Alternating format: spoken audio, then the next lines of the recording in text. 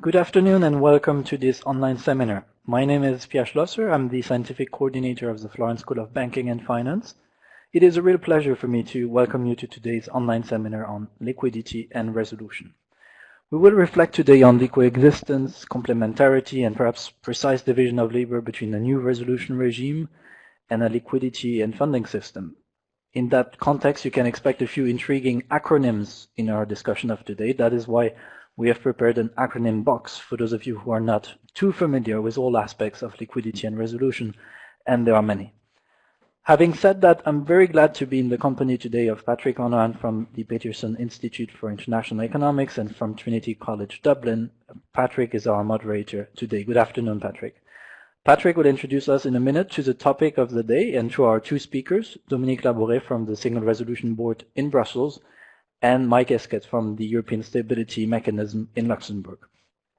Many thanks also to my colleague Jan Trevisan, who has prepared the seminar with our speakers and is managing our online platform as we speak. Now, before telling you more about our audience, I'd like to spend a few minutes to inform you about our school's upcoming activities, be it for you or for your colleagues. You will know by now that the Florence School of Banking and Finance is a non-national training platform which is part of the European University Institute. The European University Institute is a very distinctive place. It is a public, intergovernmental research and education institute which boasts an international community of more than 60 nationalities and offers doctoral and executive education programs in economics, law, political science, and history. A recent program of the European University Institute, the FBF, the Florence School of Banking and Finance, is a place where various generations meet to discuss and argue about cutting-edge topics of financial stability and macroprudential policies, risk management, as well as regulation, supervision, and resolution. Our school in that regard has a diversity of policy debate and training activities, meaning that our online seminars are only one of many activities in which we're involved. Later this month, we will host our next online seminar on stress testing. In April, we'll have the FBF's annual conference, and in early May, the European University Institute will host its flagship conference, so-called State of the Union on Democracy in the 21st Century. On the training side of things, you can see on the slide that our school has been training more than 2,000 participants coming from 68 countries and a variety of organizational backgrounds since its creation. Over the next months, we will be therefore hosting several residential courses, including a course on non-performing exposures, which will be of interest to this audience with Professor Andrea Resti and instructors from both the public and the private sector, and a course on stress testing directed by Till Sherman from Oliver Wyman and Mario Cuariadello from the EBA, and featuring senior instructors also from the European Central Bank. For the rest, we have several other courses lined up until the summer. You will see that we'll have courses this year on securitization, panel data, leverage cycles, but also on stress testing, sovereign debt risks, financial market infrastructure, and MiFID II, amongst others. Right, so it's time, I think, to introduce you to one another. Let me do the presentations. You are, as we speak, around 200 participants, not 2,000, but 200 participants connected today, following us from almost everywhere in Europe and from some places in the world, including Bogota. 54 nationalities are represented. We're very glad to count on several participants from the European Central Bank, the Single Resolution Board, the Commission, the National Bank of Romania, and many others. 47% of you are women, 53% are men. You have about 7.5 years of professional experience on average. 57% of you are trained economists, 20% are lawyers, and 17% of you are trained in business. Lastly, 72% of you have a master's degree, while 20% of you have a PhD. Right. With no further ado, let's simply start. So, Patrick, the floor is yours. You will connect and also be sure that the camera and the mic is shared with the platform. I think so. I hope so. Welcome. I think it is. Yeah. Good to see you. Good to see you in almost in person. So I'll hand over immediately to you, Patrick. Thanks again for doing this for us. Thank you very much, Pierre. sunny Dublin. I had to pull down the curtain so that I wouldn't be dazzled. It's not sunny everywhere, I suppose. It's rarely sunny in Dublin, and it's amazing to see participants from all over Europe and the rest of the world. And I'm delighted to be in the position of introducing a discussion on what is a really interesting and important controversial issue. And you can have different reasons for thinking that it's important and controversial. One reason is, look, we introduced BRRD and the approach to bank resolution so that it would reduce moral hazard is one thing. But the main thing, I think, was to reduce the dependence on public funding for bank failure. So you want to maintain or restore the functioning of the financial system, the banking system.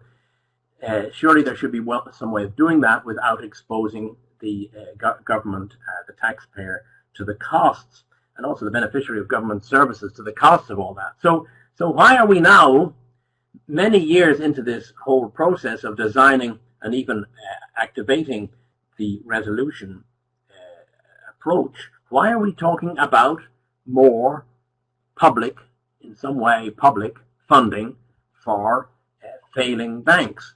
If they're resolved, why would we need to have some kind of facility, some kind of additional source of funding?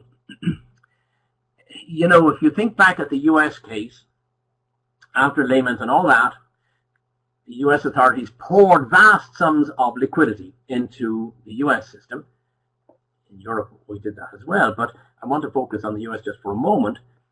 And the point I want to make is that even though the US authorities recovered all of the money that they poured into banking institutions, indeed made an overall profit on it ex post, I'm not saying they didn't take risks, but ex post they got all the money back, there's still an enormous political backlash against the use of public funds, even when it's only for liquidity purposes. US authorities thought it was only for liquidity purposes. It turned out to be only for liquidity purposes by and large and on average. It was a liquidity support. Okay, that's a simplification.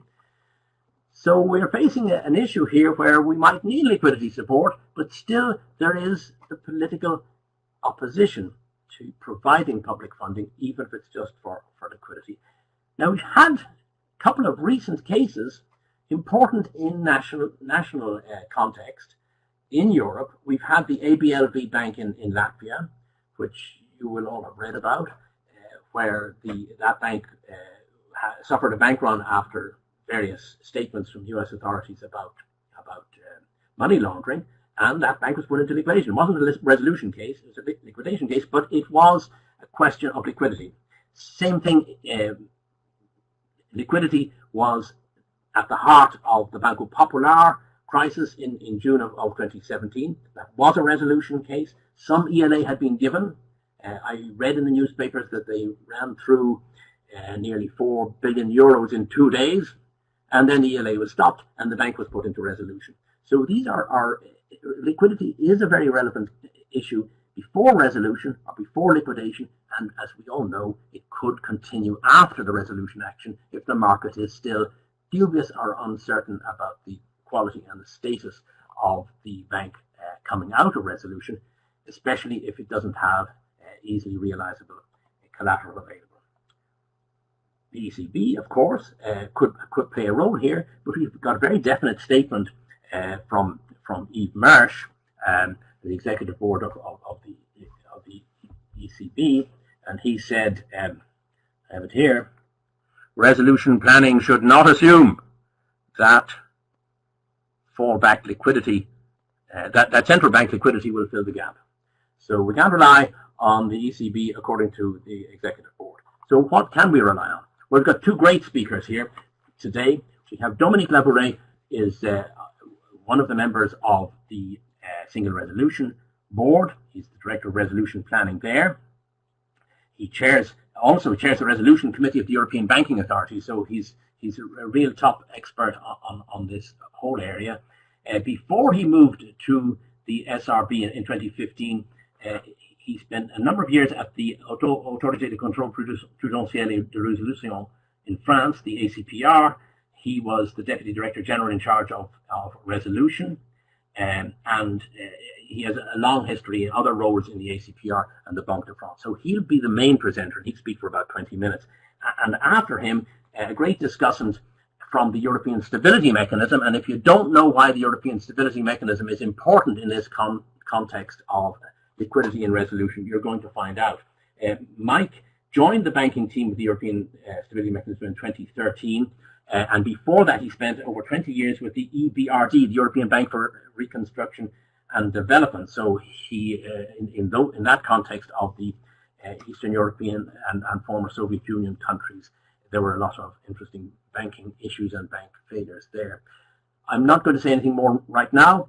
I want to hand over to Dominique to hear his presentation. But I want to mention one thing is, after those two presentations, the box of questions will open up, and you will be invited, or you will be able to type in questions which the two speakers will be able to respond to in the time that will remain to us at the end of their presentations. Dominique, it's over to you. Thank you. Thank you very much, Patrick. I hope that everybody goes well today. I'm very glad to be in this, attending this event and presenting you this difficult topic you introduced so quickly, but already mentioning some of the key issues, obviously, which we have to address when we speak about liquidity and resolution. And you'll see in my presentation that I insisted on this title, Liquidity and Resolution, because in reality this covers a number of different questions which can occur before any resolution decision, or at the moment of a resolution decision, or even after the resolution decision. So my presentation will start by recalling very quickly what the Single Resolution Board is, and then we'll go to these two main steps: liquidity before resolution, that means resolution planning phase, and then liquidity during a resolution case and after the resolution case. And we'll try to understand why we need to find solutions for ensuring that we can finalize our resolution schemes in all their dimensions. Let me start very briefly by recalling you what the Single Resolution Board is and what its mission is.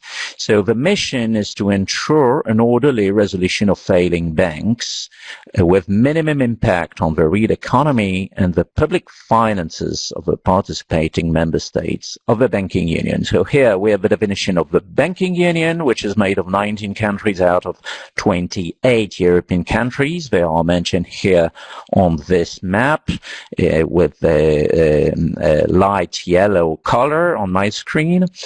And the idea is indeed to preserve the critical functions of failing banks and to preserve financial stability as far as possible in a better shape, in a better way than a normal liquidation procedure under the national framework for each and every failing bank. For that, we have objectives which are detailed here on the left-hand side of this slide, and we have to work to be able to achieve these objectives. And the main tasks of this Single Resolution Board and the members of the banking union, members of the Single Resolution Mechanism, I mean the 19 national resolution authorities, are working on. So to avoid destabilizing financial markets, to ensure continuity of critical functions, to safeguard financial stability, to protect public funds, to protect depositors, investors, etc. All these goals are mentioned in our legislation, which is called in the European context, the BRRD already mentioned by Patrick, and let's say complemented by a layer creating the banking union, which is called the SRMR, the regulation for the single resolution mechanism.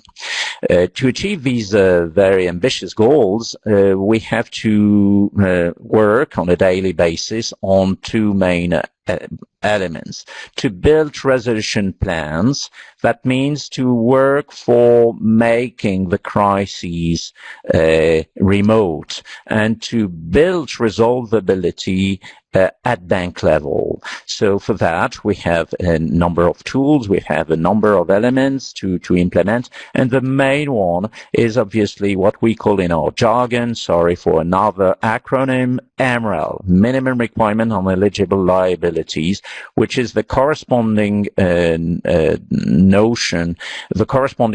in the international level for international banks is called TLAC, Total Loss Absorbing Capacity. It's not exactly the same definition, it's not exactly the same level, it doesn't work exactly in the same way than TLAC, but in a nutshell, it's exactly the same idea, to build ex ante during the good days something which can be absorbed at the moment of a resolution scheme and can be used for recapitalizing the bank.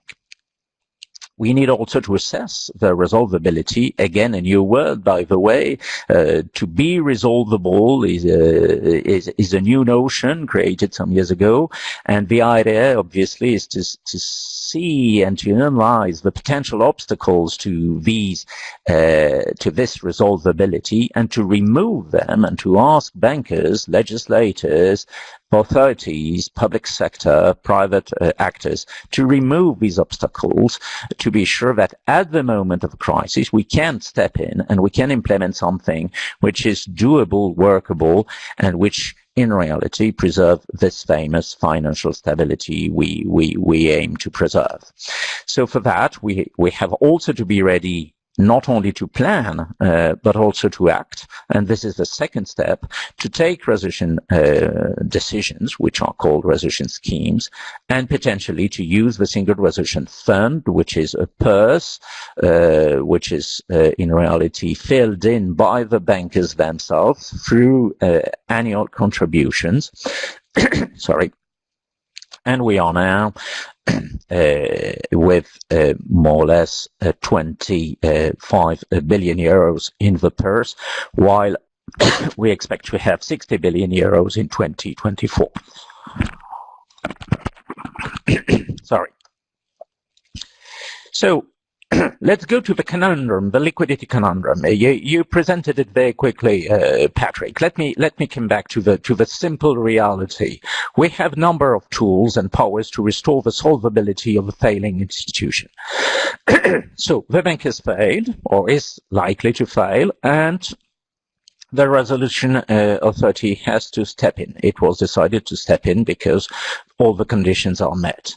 But if we want to successfully handle a resolution action, we have to be sure that this bank, post-resolution, which will be by essence recapitalized and solvent, is able to face the difficult situation due to the pre-resolution scheme phase, due to the crisis it was confronted with days or weeks or months or years before our intervention.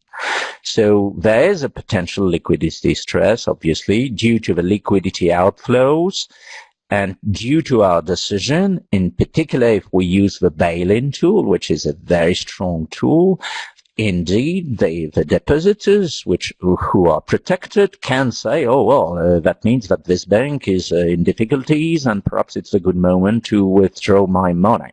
And in that case we would have a potential outflow. Also, obviously, counterparts and private participants could consider that a bank which was failing or was considered as likely to fail just before the resolution decision is not necessarily immediately in a good shape, and new money is not necessarily to be granted immediately to this counterpart, despite the fact that a public authority has decided to intervene and to make it solvent again, as it was before a crisis situation. So indeed, in all cases, from a liquidity perspective, it's certainly true that the funding will be secured. And here again, we are confronted with a difficult situation, because a secured funding means that post-resolution means that we need to find available collateral with a sufficient quality to be accepted by anybody else. Call it a central bank, call it a private partner, call it another bank, whoever the counterpart is. Obviously, this counterparty will wait for a sufficient protection in terms of collateral and haircutting, obviously. So external rating, haircutting policy, availability of sufficient collateral of sufficient good quality. So this is the conundrum we are faced. We can act, but we are not sure to be able to finalize the core aim of the resolution authorities, which is to preserve the critical functions, to make the bank as in a good shape as any of its competitors post-resolution. In a good shape, meaning not only solvent, but also liquid. Let me describe quickly what we are doing on the resolution planning phase. First of all, obviously, we need to understand the liquidity position and its funding structure. We are not supervisors. It's extremely clear. This is the role of the SSM within the banking union, which is the first pillar of the banking union.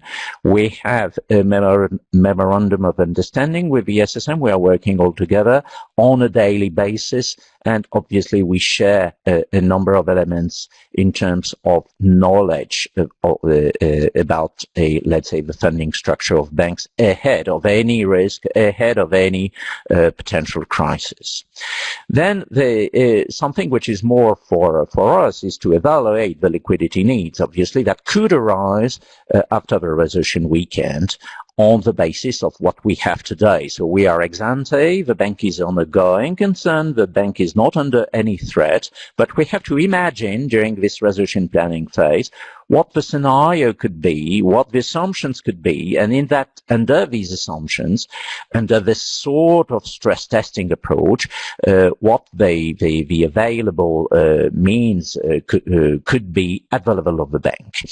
And obviously, for that, we need to be sure that at all times the banks are resolvable. That means that if we think that there is something which is not ready, that the bank is not ready in case of a resolution to provide for enough resources, in that case we should intervene to try to find solutions, obviously in good cooperation, once again, with the supervisor.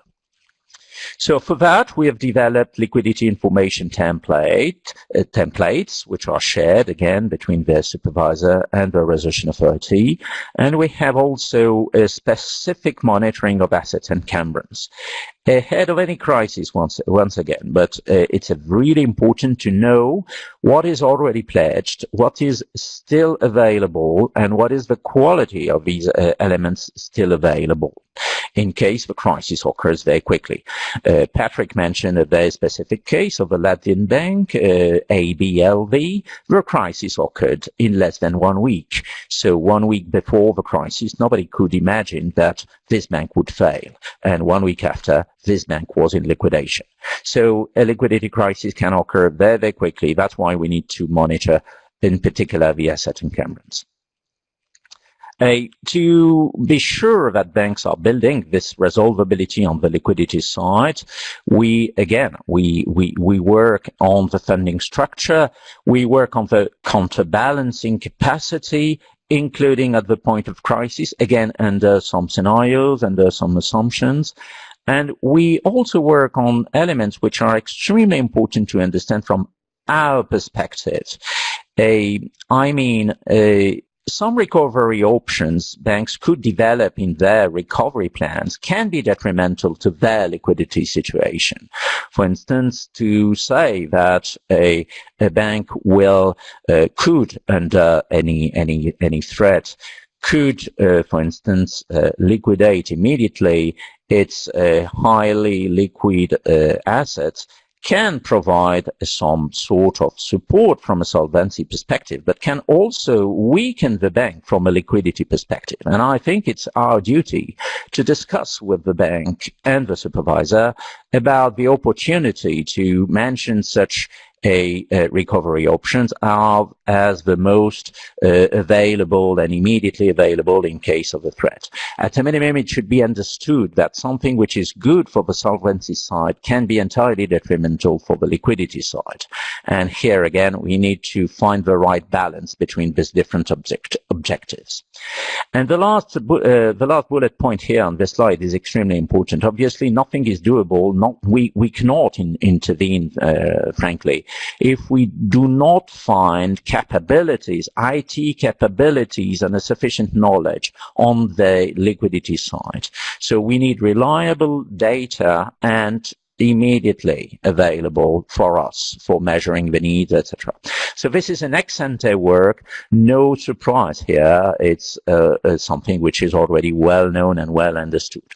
To continue and to finish with the resolution planning phase, yes, indeed, what we are developing internally is also this monitoring of the liquidity in crisis, and to be able to request updated data on a daily basis. So we have built, in particular with the SSM and the crisis management framework we have in place, we have built a possibility to share on a daily and including on an intraday basis, if need be, information on the liquidity profile of a bank which would be under stress. So again, these tools which can be used during the resolution planning phase, during the peaceful phase, can also be used under the crisis phase before the resolution weekend.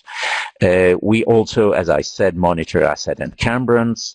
And obviously, this tool can also be used when things deteriorate and the crisis becomes, let's say, the next phase of the life of this bank. So, what we can do during the resolution weekend is obviously to intervene, as I said, for instance, to bail in liabilities, to absorb losses and recapitalize the bank. But for sure, we cannot do a lot on the liquidity crisis. We are just one of the providers of liquidity resources. And here on this side, it's true that we are confronted with this need of finding a solution.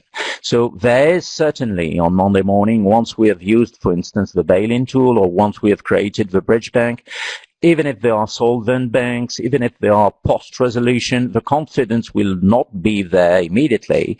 And so we need to find a temporary solution, which in that case should be made certainly of public sources coming from the central banks or coming from somebody else like us, using the proceeds coming from the Single Resolution Fund.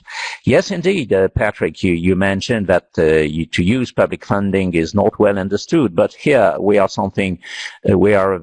dealing about something which is short-term, and normally speaking, if we believe in our resolution scheme, the risk of loss in giving this short-term liquidity support is near to zero if we believe that we have sufficiently used the other tools to make the bank again solvent and viable on the long run. And this is the main objective of any resolution decision.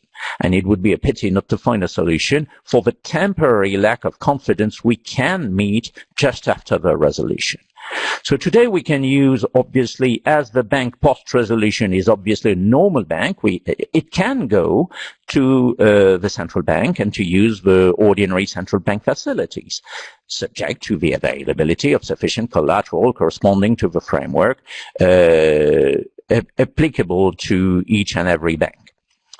Normal bank, solvent bank. They can also use, and in the cases you've mentioned, yes, it's true that in the popular case, the bank benefited from an emergency liquidity assistance from Bank of Spain just before the crisis.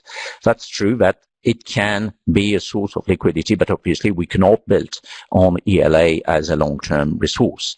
And finally, the use of a single resolution fund can be combined at the moment of a crisis to provide for an additional liquidity support on top of the other measures. As you know, after absorption of losses of 8%, the fund can be used to recapitalize the bank. But here, the fund can also be used for liquidity purposes. And obviously, some limitations I will present you in a minute. But something which is absolutely key to understand, and I would like to insist really on that one, is that we do not imagine the use of the single resolution fund for liquidity purposes or for capital purposes.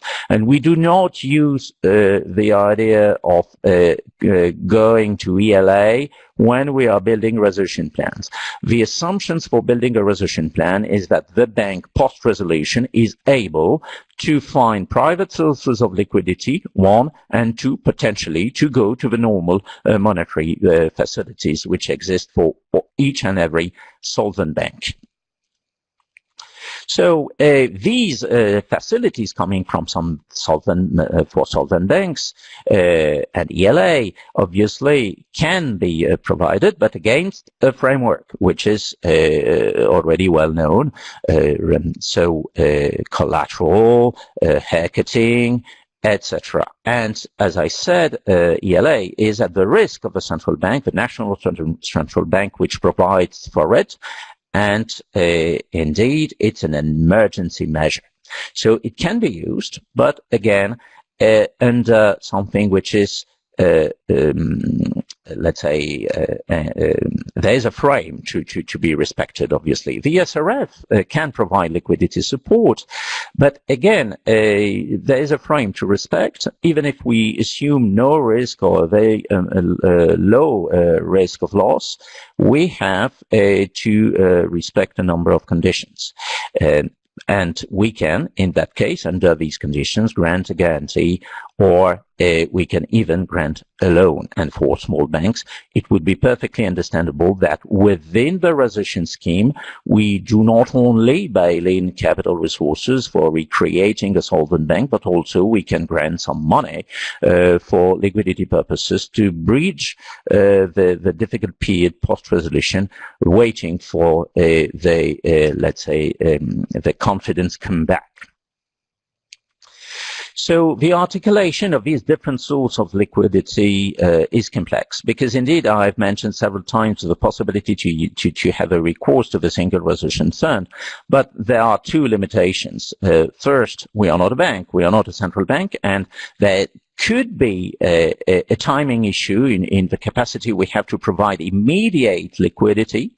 We have these resources in our purse, but these resources are partly invested, and we would have to repo, for instance, the bonds, or to find a bilateral agreement to obtain an immediate loan to give this money through another loan to the bank in resolution, or there's a second risk, which is to have an amount of liquidity needs which is above our financial capacity. As I said, the maximum capacity we'll have in 2024 is 60 billion euros, and for that, let me say that we cannot give a lot of help to a GSIB if there's a real idiosyncratic crisis of a GSIB and a real need for liquidity resources. So, indeed, the Popular case, which is not a GSIB case, obviously, but still, Popular was a big bank, was number 6 in Spain, with a balance sheet of something like 140 billion euros, 140 billion euros, so a fairly big bank. And yes, indeed, this bank is a first case of resolution under which we used the sale of business tool, as you know very well. We sold the bank to Santander for €1 after absorption of capital and subordinated instruments. And the first thing Santander did on Wednesday morning, because it was not during a weekend, as you remember, it was between a Tuesday night and a Wednesday morning. What Santander did was to inject a massive amount of liquidity to stop the bank run and to recreate immediately the conditions for confidence in Popular, and immediately the bank run stopped, and immediately the private counterparts started to come back and to provide new lines of liquidity to Popular. Then the famous ELA, which was granted by Bank of Spain, was reimbursed fairly quickly, and then Popular came back to the normal facilities of a central bank. So this is a perfect example under which, thanks to a support, in that case coming from the new shareholder of Popular, the liquidity gap or the liquidity risk of gap was immediately filled in, and finally the bank was able to restabilize itself immediately. And as you know very well, the financial stability was preserved in Spain, and the critical functions were so preserved that all the branches of Popular were open on Wednesday morning as usual. So, but the lesson we've learned from this crisis is indeed that on a standalone basis, under another scenario, for instance, based on the use of the bail-in tool, potentially we would have been confronted to a liquidity issue. So that's why it's important to replace the role of central bank liquidity and perhaps to add the need of a public backstop. So we have these tools already existing in the banking union, but indeed all of them have a constraint. ELA is not initially designed to fund the bank's resolution. It's not an ordinary bank facility, and the ordinary bank facilities are not tailored for the specificities of the banking resolution, with potentially a collateral amount which is partly depleted or already pledged for somebody else, as an example, to FMIs, to be sure that the bank can continue to access these FMIs. And our single resolution fund, as I said, is limited in size and not immediately available under some circumstances. So that's why there is a question of finding solutions to combine tools and to reinforce the potential support from a liquidity perspective that these public bodies could give to a bank under a resolution decision. So again, it's about finalizing the conditions of making everybody sure that the bank is resolved. That this is the only case I discussed today. Obviously, it's not about a bank which is failing and which goes to liquidation or something else. It's about a solvent bank, a viable bank post-resolution, which can be confronted to specific difficulties. So yes, indeed, we have to combine these elements and to find some leverage effect, obviously, to be sure that we find an amount which is sufficient for that. So we have said several times and in a number of fora that we wanted to develop different tools, in particular with the Eurosystem, to be sure that we can give this confidence level to the private market participants, to be sure that a bank post-resolution ticks all the boxes of being solvent, viable on the long run, including the liquidity viability. And in our main, let's say, friends areas, I mean, in the US, in the UK, they have developed indeed dedicated solutions. What matters in this, on that side is again to create confidence that there is something, and this confidence should be created ex ante, and that's why we need it now, not at the moment of a crisis, but now during the peaceful times, to be sure that at the moment of the crisis we can reinsure the private participants that indeed this normal way that to use the private sources can be restarted as soon as possible post-resolution, because we are able to intervene in a safe way. So in the UK case, I don't want to describe the case in details because I'm sure that there is certainly some UK participants who are very well aware and who could describe better than I can do this tool. But what we understand from the publication made in October 17 is that there is an agreement between the Treasury and the central bank to provide as the amount which is necessary. There is no maximum amount against collateral, with a sort of a possibility that the Treasury gives a sort of guarantee to the Bank of England. We don't know the details, and we don't need to know the details, but we understand that the Bank of England is able to provide without limits the amounts which are needed for liquidity support to a bank which is just resolved. And this is extremely important to the third parties, either which have still exposures to this bank, not to withdraw them, or to new third parties to bring new money to the bank, knowing that in reality there is a support and there's a belief that the resolution scheme will be completed, including on the liquidity side. In the US, there is an agreement also in the Title II. So here it's in the legislation for this provision of liquidity. So it was agreed by Congress. And as you see on this slide, again, I don't want to describe all the details, but as you see, there is a sort of agreement with the involvement of the President himself of the United States to be sure that the FDIC, who is the receiver of the banking resolution, can benefit from support from the Treasury in case of a need on the liquidity side, and obviously under the condition that this amount will be repaid by the banking industry. It's the same in the UK, and it's the same everywhere. In our case, if we use the Single Resolution Fund resources, the banking sector will have to repay them on the mid-term, long run, depending on the situation. So these two examples, in reality, I've mentioned them because in reality they give some certainty about the fact that the resolution authorities are able to finalize their resolution schemes, including on the liquidity side. For the moment, we are not yet there. We have solutions for sure. And if there's a crisis, I'm sure that everybody will be ready to intervene. And I'm sure that we can implement a resolution decision as we did for Popular in 17 in the best conditions. But it would be better to prevent the authorities to find solutions last minute or during the night, and to find solutions ex ante during peaceful times, because it would give confidence to the third parties that they can continue to let their money in the bank, and even they can grant new money to the bank post-resolution, because this bank will be viable on the long run, and this will be a key element of a success of the resolution scheme, obviously.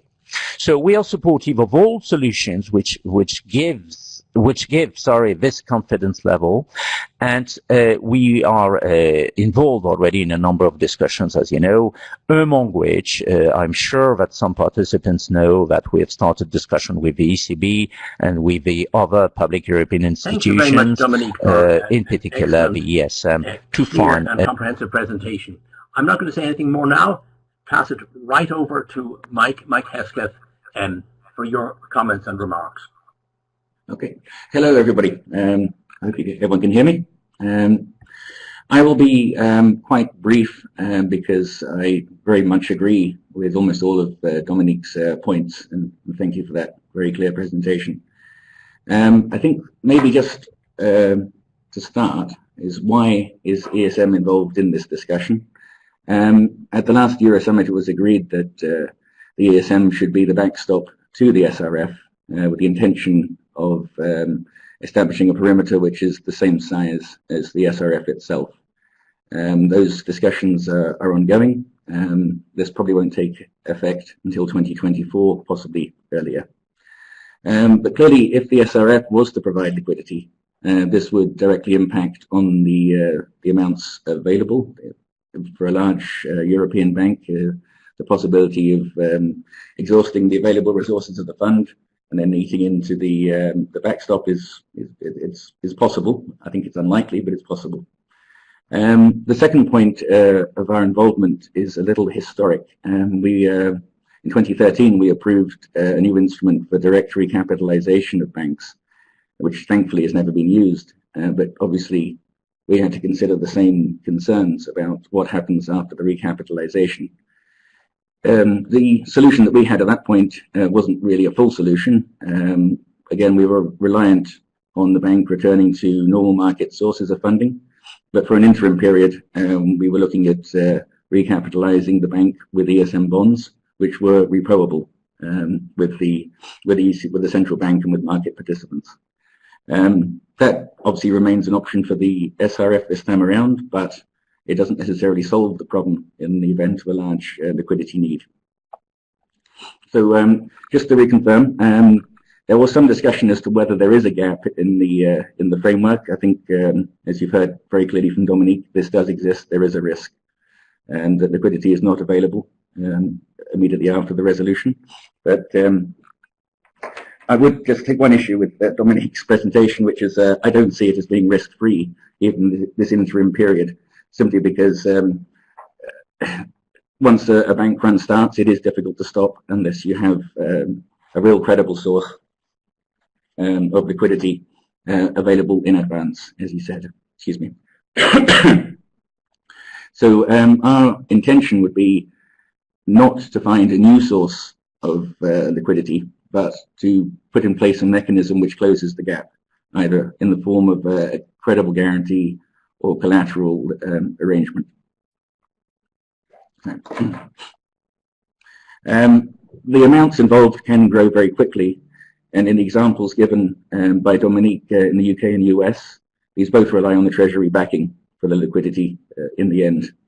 As we don't yet have a Euro area Treasury, we do need to look at an alternative solution. Clearly, the main suspects here, if in the absence of market funding, would be the central banks and the ECB.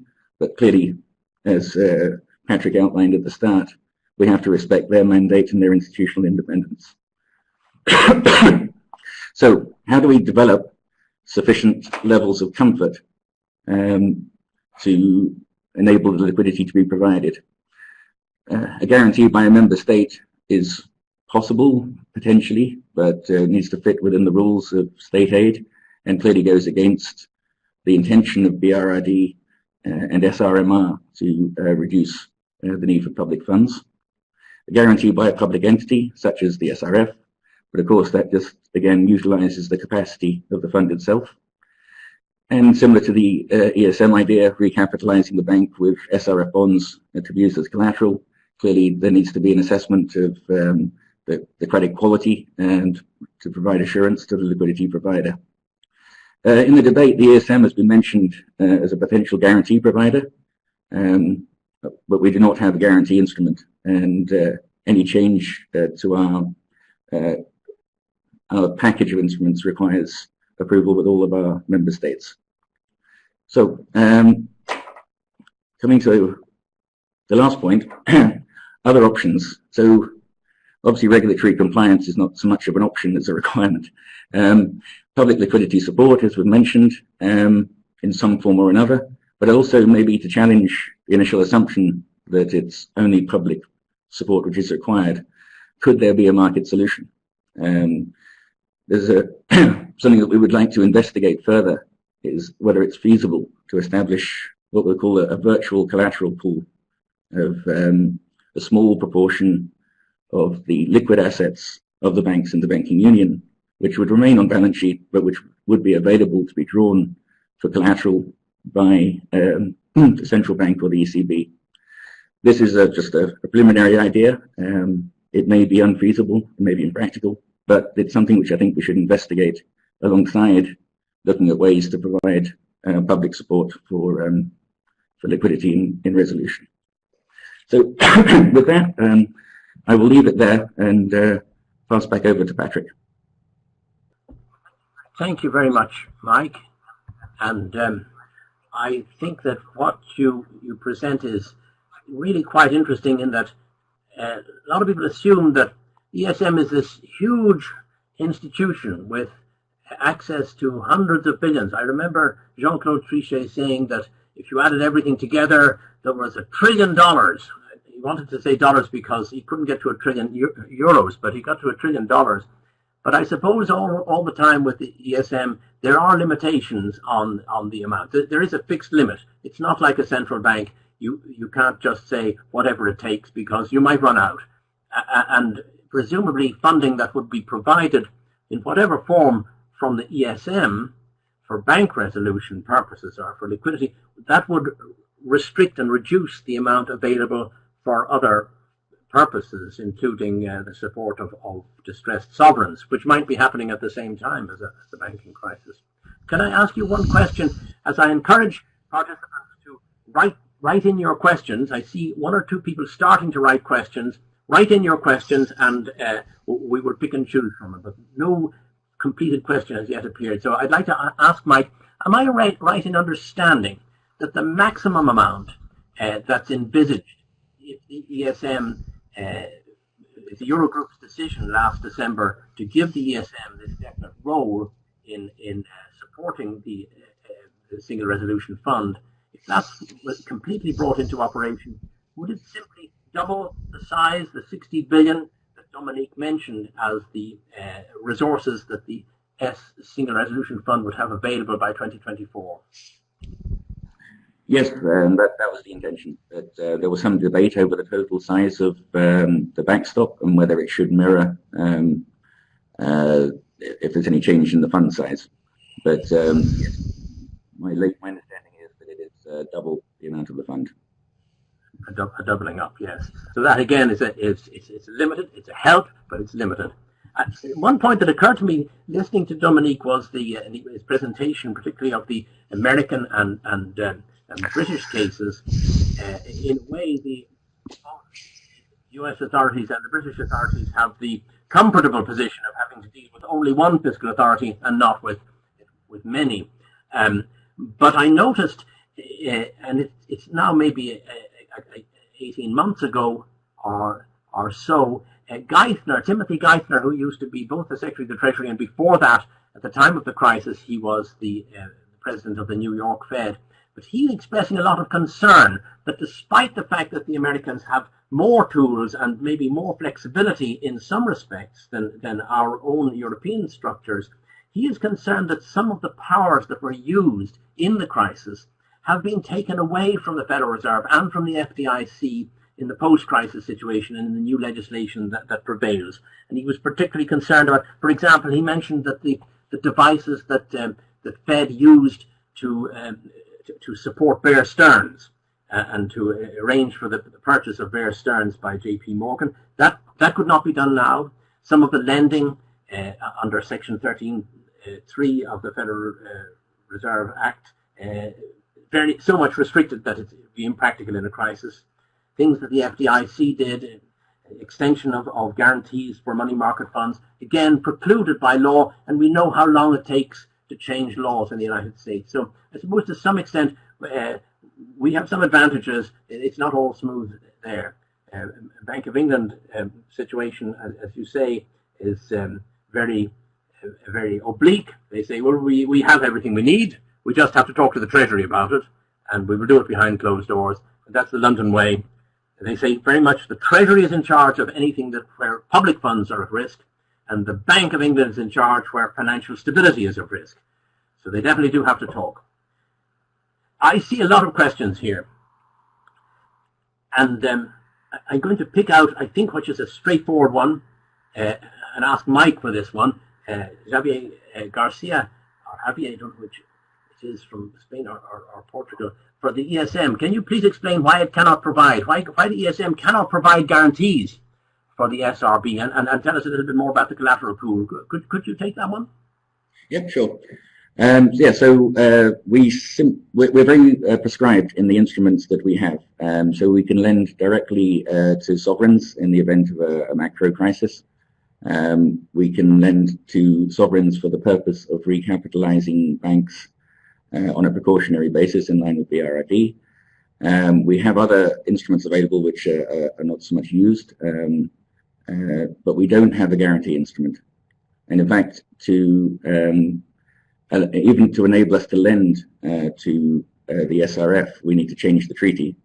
And I think there's been some discussion over whether we would have a guarantee, but that's not on the table.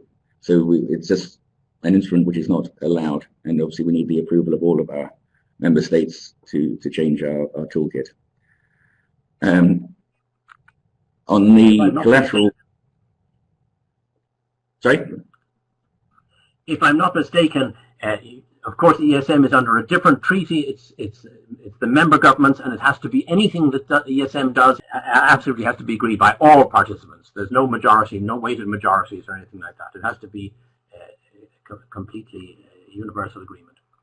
For these decisions, yes. And then I see the question on the collateral pool. I mean, I expected a few questions about this. It's not a fully formed idea, to be clear. And like I said, there are many questions that it raises.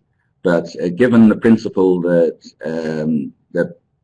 the resolution costs of banks fall first on the shareholders of the bank, then on the creditors of the bank, and essentially on the bank itself through their contributions to the SRF, is it worth the banks also considering dealing with this last issue themselves? So just briefly, what we thought about was take a very small proportion of the high quality liquid assets and make sure that there are some that are kept unencumbered, which we can do for the regular monitoring by the SSM, and which SRB can check as well. And those assets would remain on the bank's balance sheet, but it would essentially be available to act as collateral to the central bank or the ECB in the case of a resolution action.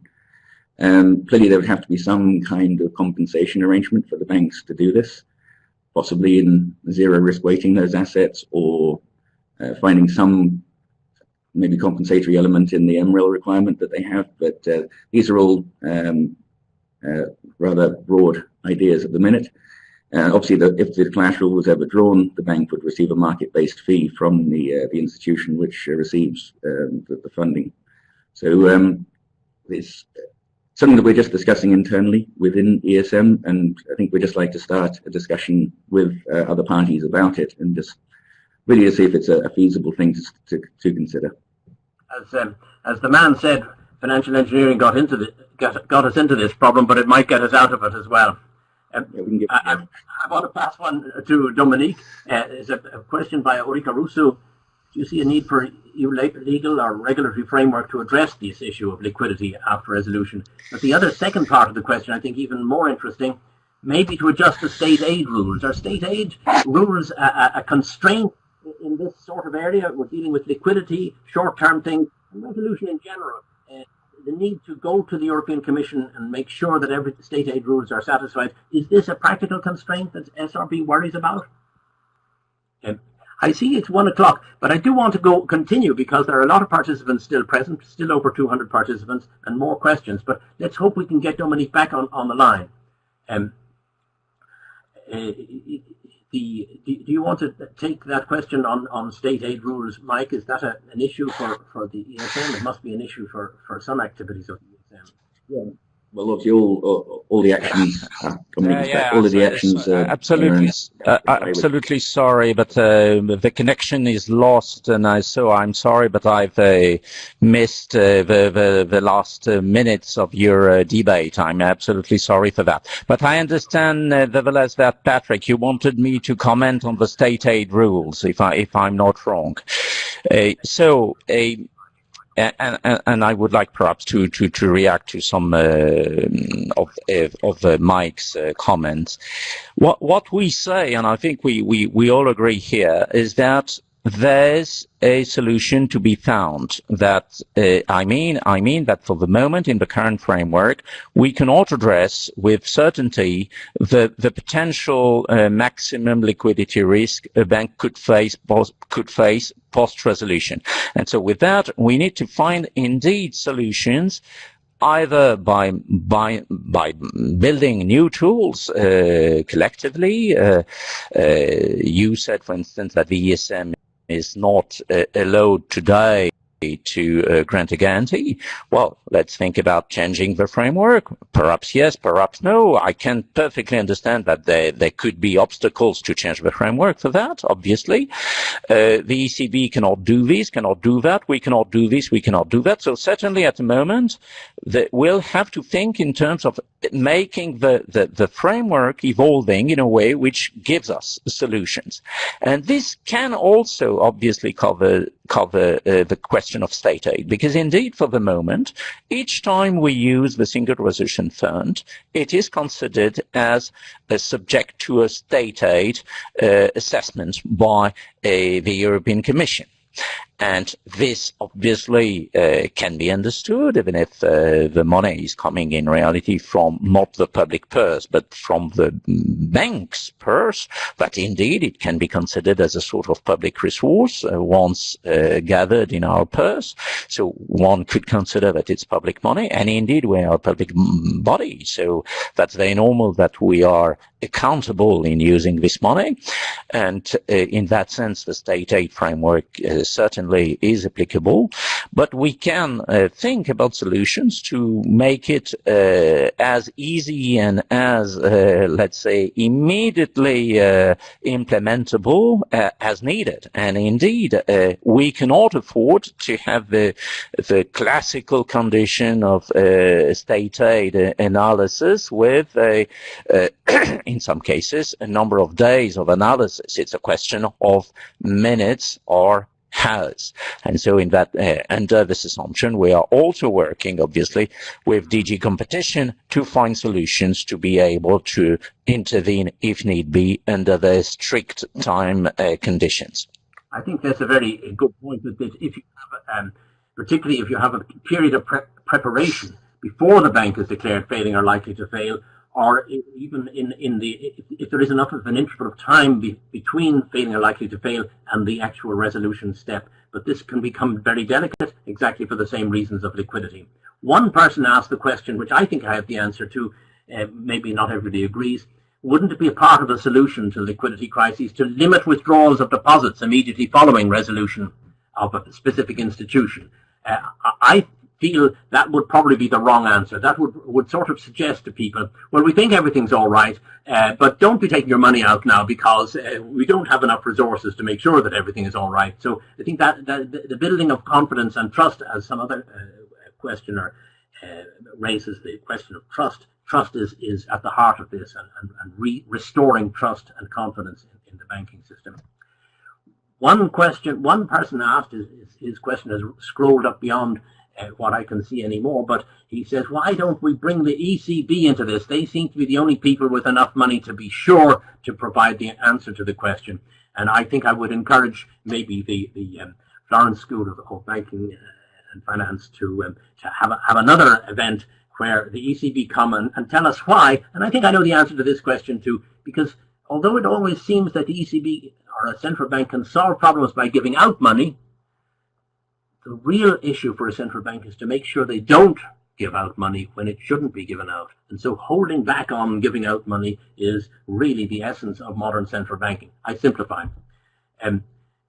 We have time to answer maybe two more questions. One question is from Fortuna Sofia Kitra. In the case of Greek banks, banks were recapitalized with public taxpayers' money. ELA is constantly used in that period. ESM funds were used, and now what has changed? What makes now different to what came before? Do you want to start with that, Dominique, and then I'll ask Mike to come in on that too, because the role of ESM. Yeah, well, as you said it in your introductory remarks, Patrick, what has changed is that indeed we start from the assumption that, normally speaking, with the new legislation we've implemented, there should not be any public money injected in a failing bank. So either we consider that the failing bank can go to a normal liquidation process, and normally speaking, this is the option number one, and we should be able to let bank fail. This is the aim of the legislation, and by exception, if some conditions are met, if we think that to preserve financial stability and critical functions we need to intervene, we can use extraordinary powers to implement a resolution scheme.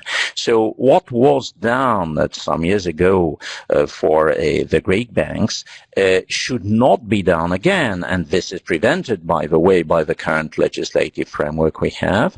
So that's true that all the issues are not solved. There are legacy issues. There are solutions taken recently in some cases which are and some comments from different bodies, including university, considering that the new framework was not entirely implemented in good conditions, etc. I don't want to comment on that side, but indeed, it's exactly because we do not want, when I say we, not let's say, not the SRB members personally, but the co-legislators in Europe decided to depart from this old-fashioned approach, which was based on the idea, well, at the end of the day, the states are always there, directly or indirectly, ESM, etc. What we are discussing today is completely different. It's not about a capital support. It's about making banks failing, paying for their own failure, through bail-in in particular, and filling the gap in terms of liquidity. So it's short-term, and I insist, Mike, it's low risk. I cannot say that it's no risk, but it's low risk. The nature of the risk is completely different. And there's, generally speaking, a mix between these two risks. It's not about a solvency risk. It's about bridging the gap, restarting confidence, and so it's a very low risk event in reality. So that's why we should certainly find solutions, not building on the solutions used in the past, for sure. Mike, do you want to add a point before I go to the last question?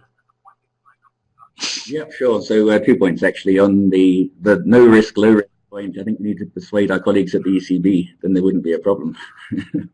But on the Greek banks, actually, the situation was a little different because the banks never went into resolution. They weren't declared failing or likely to fail. And the recapitalization was a precautionary recapitalization in accordance with BRRD. So we only financed the adverse, and private sector funds were used to finance the base case losses. So it's a slightly different situation. And then, of course, it was the central bank and the ECB decision to grant the ELA on the basis that the banks were still solvent. Thank you. So it's slightly different conversation. Our last question, I think it's a great one. By Lucas Zollner. If the bank in resolution still needs additional liquidity after depleting the SRF, isn't this a systemic crisis then, and not an idiosyncratic one? And I would suppose that this question is leading to the even bigger question: is the new regime that we have set up, is it fit for purpose to deal with the next systemic crisis? We can all trust it to deal with a situation of the scale of Banco Popular, but can it deal with a systemic crisis, or even with one big globally systemically important bank? That is the big question, and we only have 2 minutes left, 1 minute each. Dominique. Yeah, well, First, clearly, even if systemic crisis case is mentioned here and there all along the BRD, clearly the aim of the BRD is to address idiosyncratic crises. So clearly what we are discussing today is a specific case or a connected case with another one, but not more than one and two. So it's not about finding worldwide solutions to address a real systemic crisis. I think the BRD does not aim at that. Once said that, I think the question raised here is a very valid one, because it's a question of credibility and feasibility of the resolution framework. We were, let's say, sufficiently well prepared with our Spanish colleagues from FROB, and lucky enough to be able to implement during one night an enormous first case of resolution with a lot of success from my point of view. That's true that under different circumstances, and knowing that there is this hole in the framework we have, that's true that it's not impossible that we are not in a position to be sure during the resolution weekend that we can finalize in all good conditions a resolution scheme, and that's exactly my point. We need to find solutions with the ECB. Mike is absolutely right in saying that the ECB also should be part, and this is the case, by the way. We are discussing with them, should be part of the solution, and we need to show that indeed it's possible to implement a fully fledged resolution scheme also covering the liquidity issue. And if not, there would be a real confidence crisis in the measures we have taken on the other side, that's the capital side. And indeed, it could be the starting point for a bigger crisis. So that's why it's so important for the SRB to find solutions with our partners. Well, partner, ESM, last word to you. I'll be very brief again. We're in a much better position through the SSM, through the SRM, the ESM to some degree. We're much better prepared than we were. How to prepare for a systemic crisis? I mean, by definition, we don't know how bad that's going to be.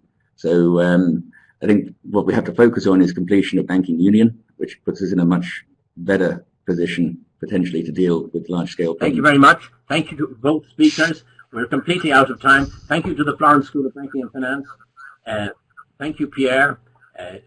Great event, and many great events by Florence School of Banking and Finance, I know. Thank you to Patrick, our moderator. Thank you to Mike and Dominique. I think it was very insightful, and it was also very interactive and dynamic talk. We certainly take on board the interest for the topic, also flagged by Patrick, more also to be covered also on the central banking side, maybe by several jurisdictions. So, bye.